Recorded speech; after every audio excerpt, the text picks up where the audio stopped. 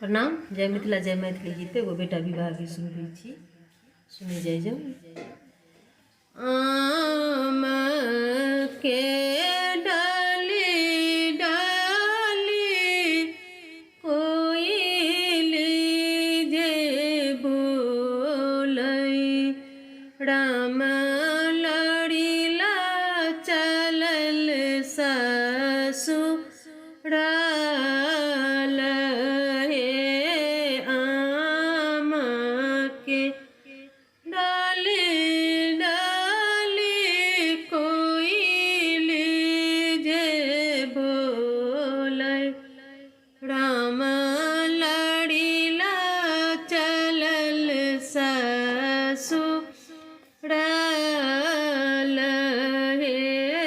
एक दिन के खातिर लड़ीला गेल ससुररिया।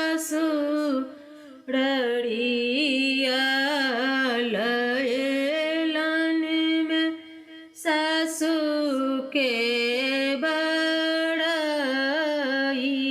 है। एक दिन के खातिर लड़ीला गेल ससुररिया। लयलन में सासु के बड़ाई है।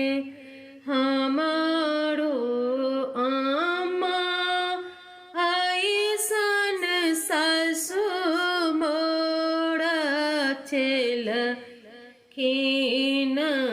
देलखिन में दूधबा पिलाइयो। हमारो आमा ऐसन सासु मोरा छलखिन, देलखिन में दूध भात खिलाइयो। आम के डाली डाली बोलेला कोयलिया, राम लड़ीला चलल ससुराल। हे एक दिन के खातिर दूल्हा गेल ससुररिया। लौलन में सड़ज के बड़ाई है। हमारो भाभी ऐसन सड़ज मोरा छलखिन,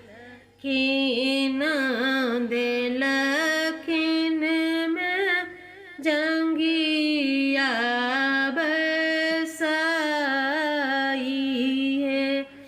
हमारो भाभी ऐसन सड़ज मोरा छलखिन, देलखिन में जंगिया बसाई है। रची रची आयो देवर मेहदी लगलियाई, से हो गुण देलो भुलाई है। रची रची आयो देवर मेहदी लगलियाई, से हो गुण दयलो भुलाई है। एक दिन के खातिर